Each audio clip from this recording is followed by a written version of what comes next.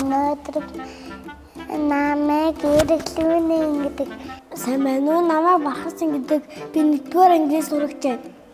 Сайн уу? Миний нэр Аялгау гэдэг. Би 6 настай. Сайн уу? Намайг Сэцэн гэдэг. 4-р ангийн сурагч. Би 9 настай. Сайн байна уу? Өрнөглөг байна. Би русский лицей сургуулийн 4 ангийн сурагч. Өнөөдөр та бүхэндээ бууз идэж үзүүлье.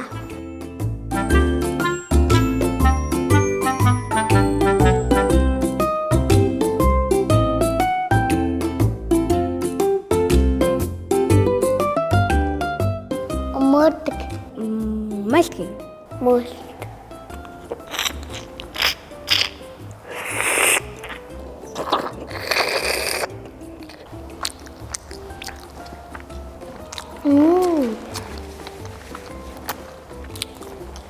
Шүүслэг надад таалагдчихэ.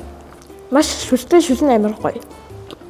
Яа бүүт нэтэр хийх гоё юмтай. Бөөлөн шүлтэй. Гоё.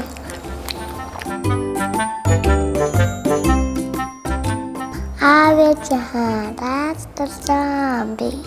Хаахыг чи хайртаа дөө. Би сурагч чадсан. Сурчийн зүгээрээс улаа биелээ. Багангийн багштай баярлаа. Байлчирхан би ч бичиж сурлаа. Шүлэгд уншдаг байсан. Гэхдээ ер нь бол том ангид ороод ирэхээр ер нь бол тэрийг мартчихдээ юм бил. Миний цүнхэнд бүгд багтдаг эхний хэсгийн л ерөн санаж.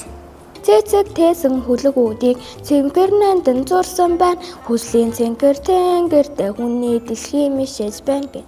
Майлдаг гэдэг нь хоньны махтай илээ. Мөөрдөг гэдэг үхрийн махтай илээ.